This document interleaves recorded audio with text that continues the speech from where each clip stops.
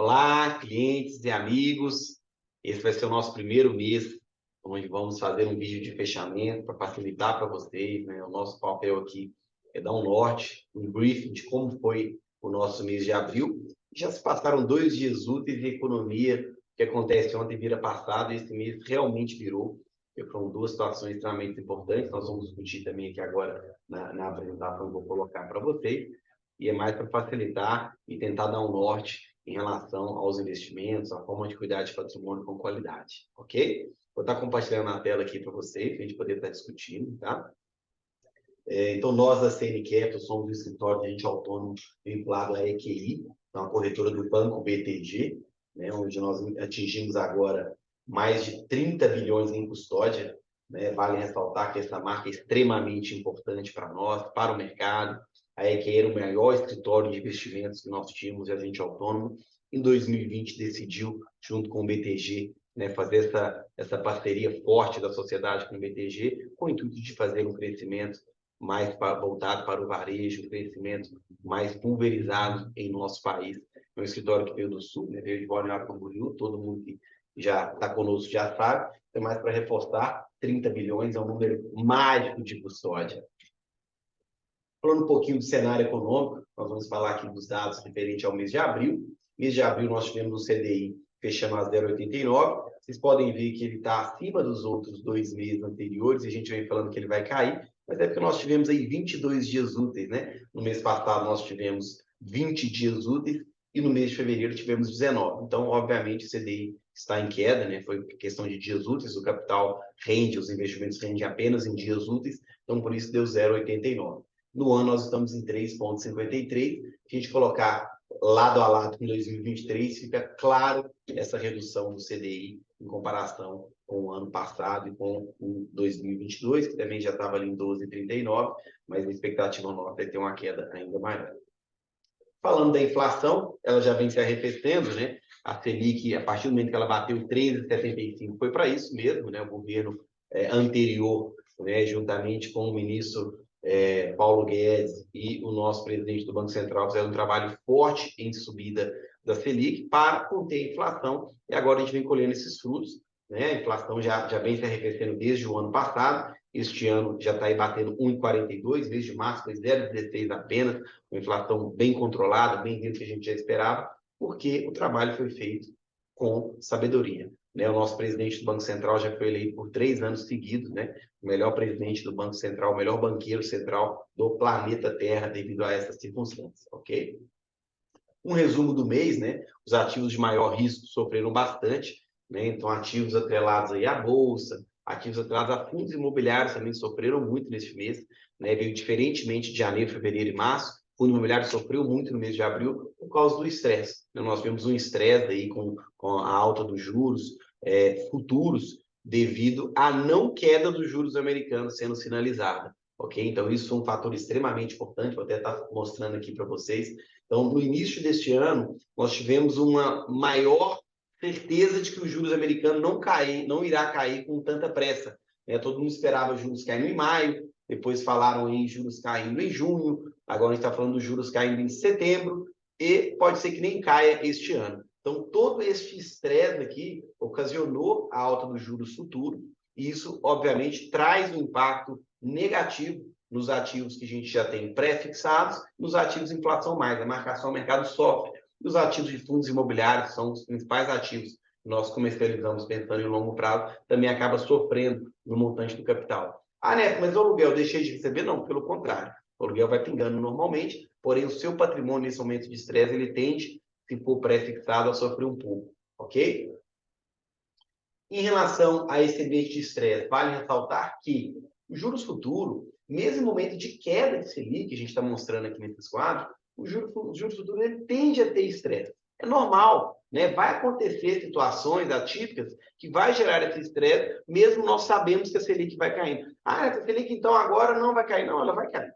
Não na mesma magnitude que iria cair 0,5, às vezes pode ser que caia menos, né? Mas o viés de queda de Selic existe. Mas se eu tenho uma situação que nos Estados Unidos os juros não vai cair, então gera um estresse diretamente aqui no nosso cenário doméstico. Tá? Então, quis mostrar aqui que mesmo em queda, isso aqui é um comparativo dos últimos 10 anos, vocês conseguem ver que no momento de queda de Selic teve picos de estresse. Isso é extremamente normal, tá?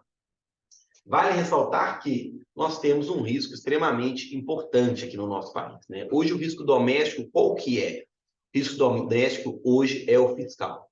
Então nós temos um problema fiscal, todos já sabem disso, né? Não vou entrar aqui no mérito político, tá? Mas acaba que isso acaba sendo precificado pelo mercado, né? Nós temos um aumento de gastos agora neste primeiro quadrimestre. O governo gastou mais de 13 bilhões com emendas parlamentares, porque não vem conseguindo aprovar as principais pautas, e, obviamente, isso gera um aumento, uma pressão nos gastos orçamentários, né? E nós tivemos aí essa meta, que nós tínhamos uma meta de zerar esse ano, no ano que vem ter superávit, isso já está mudando.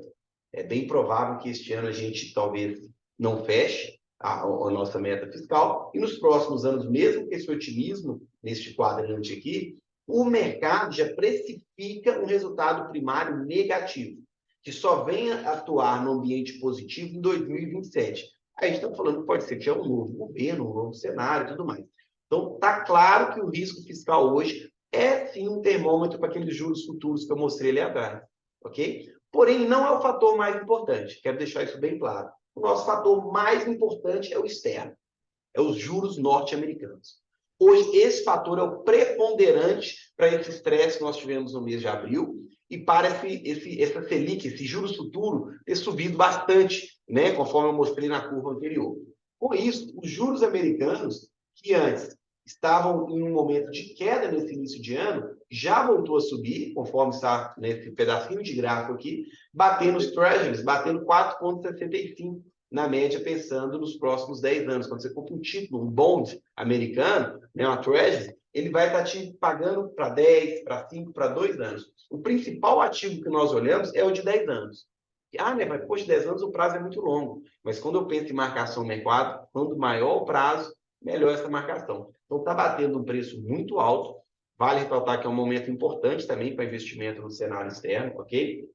Nessas curvas que eu mostrei aqui nesse quadro da direita, a curva de juros em abril, essa de azul escuro, comparado com janeiro, olha o tanto que ela subiu, né? Então, nós tivemos realmente um estresse nesse primeiro trimestre, extremamente importante, principalmente devido às taxas de inflação norte-americana que não arrefeceram, ok? E a criação de vagas nos Estados Unidos, que também vinha com muita força neste início de ano. Então, se você cria empregos, você coloca pessoas para consumir, você tende a ter uma inflação mais pegajosa.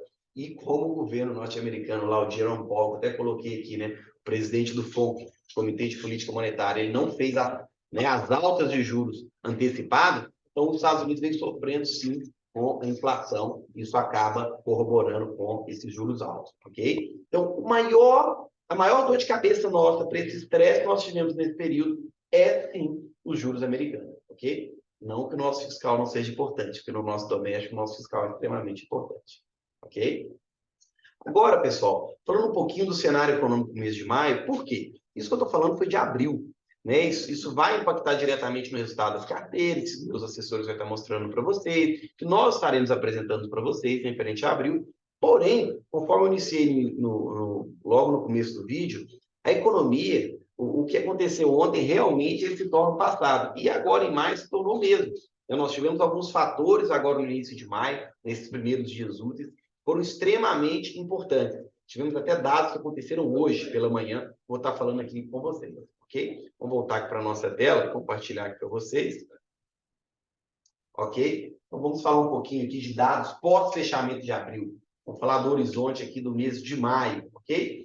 Então no mês de maio, a gente acompanhando pelo último relatório Focus de abril, mas que só saiu agora, nós tivemos aí um PIB que vem subindo, as expectativas de PIB. Então isso mostra que a nossa atividade econômica ela está forte, está mais forte do que era esperado, ok? E consequentemente, a nossa inflação futura, PCA para 2025, ela vem subindo.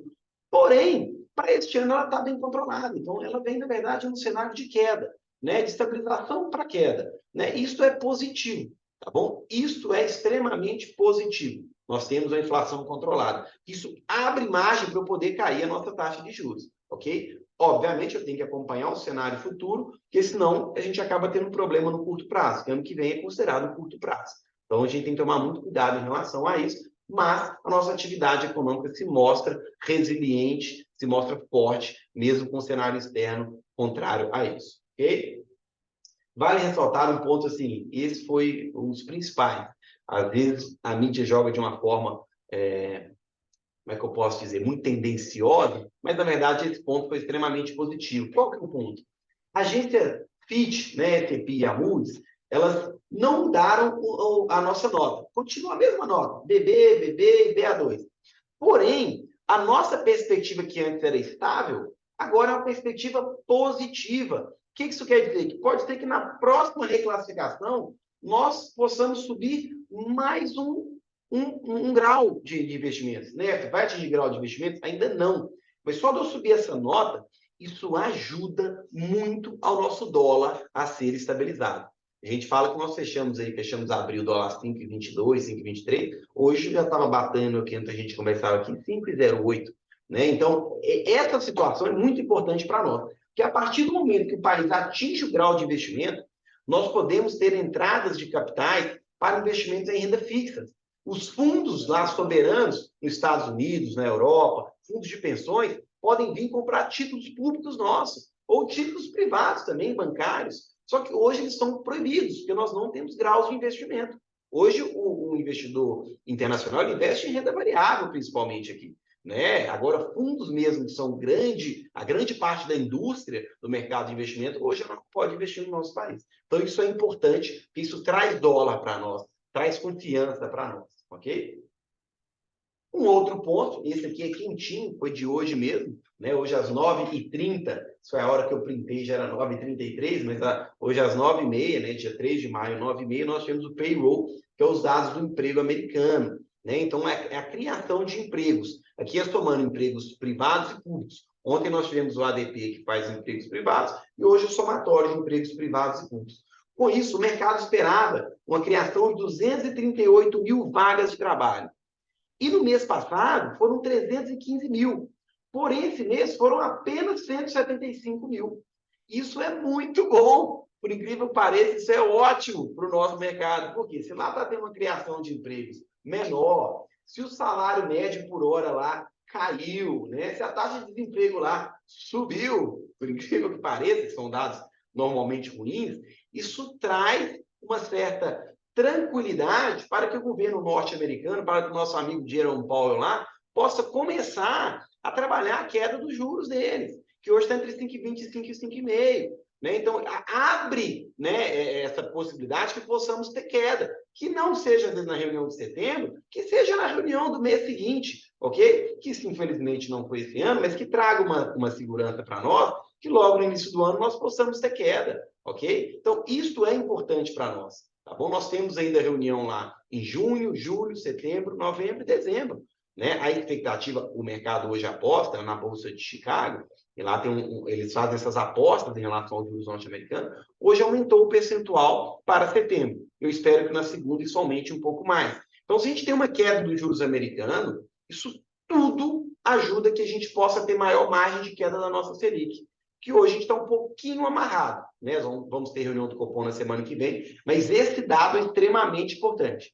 É meio contraditório, mas a menor criação de empregos nos Estados Unidos, ela é um fator extremamente importante para todas as economias que estão abaixo dela. E a gente está falando do resto do mundo. Né? Os Estados Unidos é o nosso balizador de taxa de juros, ok? Então, com isso, nesses 2 dias, eu quis mostrar essa tela para vocês, em apenas 2 dias, o DI futuro caiu em torno de 3,50. É muito. A gente que via esse viés que estava para cima e deu uma estabilizada aqui acima de 11,50, esta queda aqui, ela é muito importante. Então, isso corrobora com o dólar para baixo, isso vai corroborar com a Bolsa, com o sentimento mais otimismo da nossa Bolsa de Valores. Isso ajuda os nossos ativos de renda fixa pré-fixados, comprados nos meses anteriores, que eles tendem a valer mais. Isso ajuda os nossos fundos imobiliários, que também nós compramos em meses anteriores, tendem a valer mais. Tá? Então, esta queda foi muito significativa nesses 2 dias. E nós entendemos que, se temos essa sinalização de queda dos juros norte-americanos, devido àquilo que eu mostrei para vocês, no enfraquecimento da geração de empregos, da questão da hora, né, do salário por hora trabalhada sendo reduzido, nós temos a possibilidade, sim, real, de que os juros possa cair esse ano. Ah, né, se não cair, gostaríamos de ter uma sinalização de datas. Né? Opa, vai cair um guidance, né? Que vai cair em janeiro, que vai cair em fevereiro. Precisamos de ter isso mais claro, obviamente, tá? Para que o nosso DI realmente continue caindo, ok? Aproveitando que semana que vem nós temos a nossa reunião do Copom, né?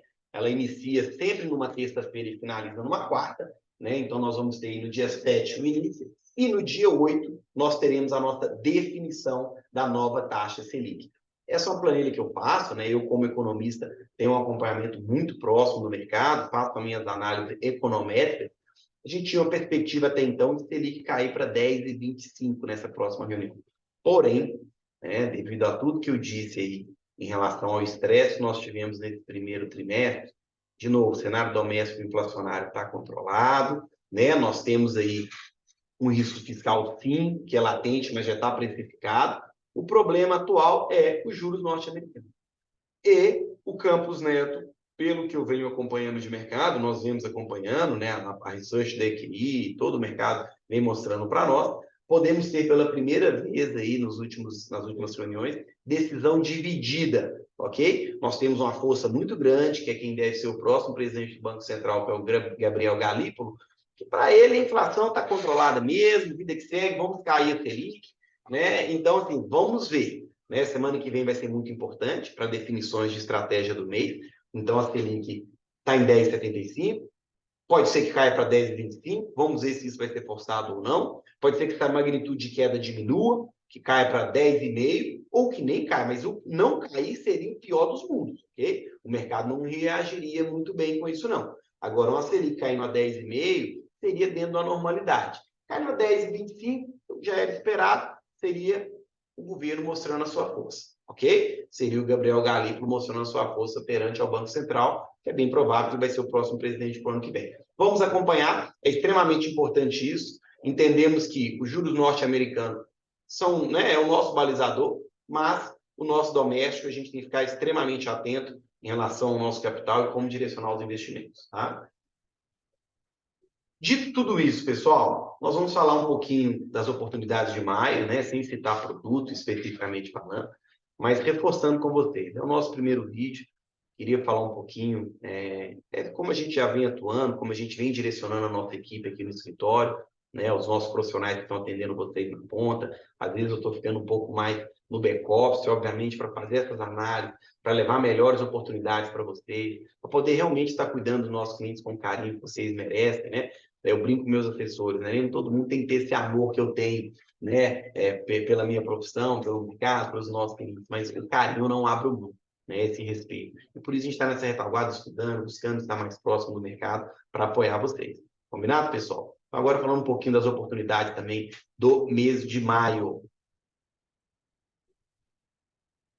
Levando em conta, né, tudo que eu disse para vocês, queria mostrar um pouquinho aqui o mercado de renda fixa norte-americano, tá? Se vocês verificarem, nós vemos um momento onde os juros deles estão entre 5,25 e 5,5. Apenas em 2%, nos últimos 20 anos, nós tivemos essa taxa nos Estados Unidos, ok? E o que isso mostra para nós? Que nós vivemos um momento de oportunidade de dolarizar meu patrimônio. Ah, né, mas está falando que o dólar pode cair. Não entre nesse mérito, não compare o dólar com o ativo que você vai estar comprando. Pensem na aplicação nos Estados Unidos como uma proteção de patrimônio, ok? É o capital mais seguro que tem, né? O AAA, né? A gente está indo para onde que os bancos centrais do mundo inteiro investem em seu patrimônio. Então, é um momento, sim, a gente está dolarizando parte do capital, tá? Vamos ter oportunidades de bonds norte-americanos, por exemplo, pagando juros americanos mais 5, juros americanos mais 4. Vamos ter oportunidades ímpares, tá? De grandes empresas nos Estados Unidos para estarem investindo, ok? E, obviamente, os títulos do Tesouro são os mais seguros. Né? Comprar tipo do Tesouro hoje pagando 5, 4,5, 4,80 que for, é um momento oportuno, tá? Porque em mais de 50% do período, a taxa de juros norte-americana esteve entre 2 e 4, ok? Mas entre 5 e 6 foi apenas 2%. Então, um momento ímpar de dolarizar, tá? A gente entende isso como um mercado que... né, eles não vão ter juros tão baixos mais no ano passado. A gente acredita que não, ok? Mas a gente entende que também não manterão esses juros dessa altura. Né? Os Estados Unidos não está acostumado com juros dessa forma, e isso foi feito apenas para conter a inflação. Tá? Então, essa é uma das oportunidades. Segundo, né, aproveitando aqui, mostrando, acaba que não finalizei a parte dos Estados Unidos, os juros vai cair. Vão cair lá, isso aí é fácil. Tá? Né, vai cair agora esse ano? Não podemos garantir, não temos certezas disso, né? Isso muda todo dia. Eu não falei que em apenas 2 dias o que estava acontecendo nesse primeiro quadrimestre já teve uma mudança positiva, né? Então, aqui é um cenário só para vocês verem o comportamento dos juros norte-americanos desde 1993. Tá? Então, pode ver que eles subiram, caíram, subiu, caiu. Economia é cíclica, né? Do mesmo jeito que é nos Estados Unidos, que é na Europa, que é no Brasil, macroeconomia é cíclica, né? Nós temos ferramentas conhecidas para conter, né, a inflação, e a principal delas é a nossa base monetária, né? A gente está diminuindo ou aumentando a base monetária. Em relação ao nosso país, os juros reais estão acima da média dos últimos anos. Essa oportunidade é ímpar, ok? Mês passado nós falamos um pouquinho com alguns clientes de título do Tesouro, que deu tempo, né, de comprar NTNBs do governo. Este ano nós teremos outras oportunidades de entrar em leilões do governo, ok? Porque esses juros nessa magnitude nós só tivemos no Joesley Day, foi quando ele fez o depoimento, né, aquela delação, greve de caminhoneiros, eleições, início da Covid ali, nem foi tão alto, né, mas já foi, eleições de 22 e agora. Então, realmente, é um momento oportuno para estarmos buscando ativos atrelados à inflação, que tragam um ganho real maior, isso pensando em longo prazo. Tá? Quando eu falo longo prazo, é título mesmo do governo para 2050, 2070. Falando, mas você é louco, eu não vou levar esse título para lá, não. Não dá, não sei nem o que eu vou fazer amanhã, vou fazer em 2060. A perspectiva, pessoal, desses ativos é que, com o tempo, a gente tem um ganho de marcação a mercado. Porque esse momento que nós vivemos aqui, ele corresponde a apenas 7%, tá? Um momento de juros reais acima de 6%. Tá? E em 2019, até mostrando para vocês, quem comprou um ativo dessa forma em 2016, no auge do estresse, que saiu em 2019, teve rentabilidade superior a 50%. Né? Você pode garantir isso? Não, isso é impossível, a gente não pode garantir. Mas a gente entende que é um momento oportuno, isso está bem claro. Tá? A gente vive um momento que o juros real está alto, ok? Deixa eu ver se está gravando. Está gravando. Porque o vídeo não está, é a primeira vez que eu estou gravando o vídeo. A gente estamos aprendendo ainda com a ferramenta, né? Então, é um momento, sim, oportuno para comprar títulos do Tesouro, títulos pré-fixados, títulos atrelados à inflação com ganho real para proteger as carteiras de vocês. Tá? Ativos de CDI tende a pagar bem, tende, mas agora no médio prazo ele tende a cair. Né? Então, nós temos que fazer essa blindagem da carteira, essa diversificação sadia, né? Que a gente sempre fala, um cuidado saudável da carteira de vocês. Tá? Aqui mostrando um pouquinho dos investimentos dos últimos 6 meses, não vou entrar no mérito, até porque esse não é nosso trabalho aqui hoje, a gente quer falar mesmo de mercado, nós tivemos ativos aí pagando 14, mês passado pagando 15, dentro de imposto de renda, ativos com CDI mais 4, IPCA mais 9, né? Então vamos ter ainda nosso pipeline recheado de produtos exclusivos do BTG, exclusivos da EQI para o mês de maio. Mas não vamos entrar nesse mérito não, por quê? Nosso foco, sempre lembre, pessoal, a nossa tríade, ela é segurança, liquidez e retorno. Obviamente, onde eu puxo um pouquinho mais, né, isso vai mudando. Mas o nosso propósito é sempre ter isso em primeiro lugar. Cuidar da segurança do patrimônio do nosso cliente. Trazer uma liquidez de acordo com o seu perfil, para aí sim a gente definir um retorno e buscar uma rentabilidade melhor. Esse é o nosso papel, desde o início. Desde que nós decidimos ter um escritório de agente autônomos, lá em 2020, nosso propósito sempre foi esse, buscar proteger o cliente. Né? E a EQI, juntamente com o Banco BTG, trouxe uma melhoria nessa estrutura, trouxe formas melhores de fazer, aprimorou o nosso trabalho. Então, isso aqui nós não abrimos mão, ok?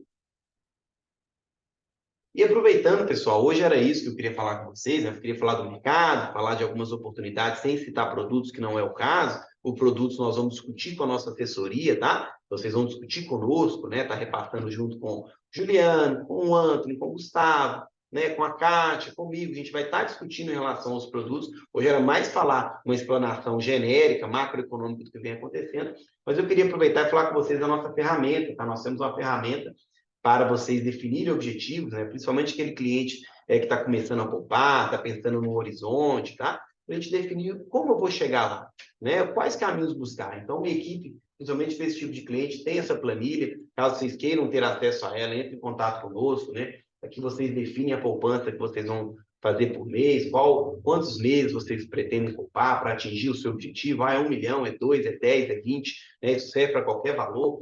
Qual que é a taxa média mensal que eu vou buscar dessa carteira? Aqui eu dou um exemplo de 10% ao ano. O que eu tenho hoje já aplicado? Eu tenho 300 mil, eu tenho 50, eu não tenho. Como definir isso? Então, vocês colocarem para saber realmente quanto vocês vão ter de investimento no futuro, qual a expectativa de rentabilidade mensal. Aqui é uma planilha mais voltada para o varejo, mas para estar apoiando vocês. Combinado, pessoal? Precisando, só fazer o cadastro conosco ou pedir assessoria para estar enviando.